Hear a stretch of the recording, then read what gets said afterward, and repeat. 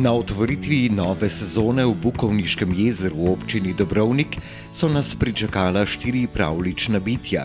Vila Rusalka, Vila Orhideja, Škrat Blagodejnik in Žabec Jezernik, ki so nastala v okviru projekta Tele-K-Land.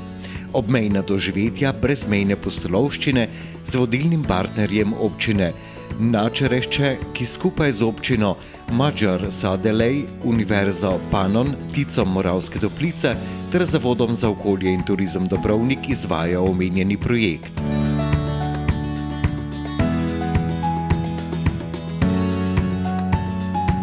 Razvit turistični produkt Pravljični park je namenjen predvsem družinam z majhnimi otroki.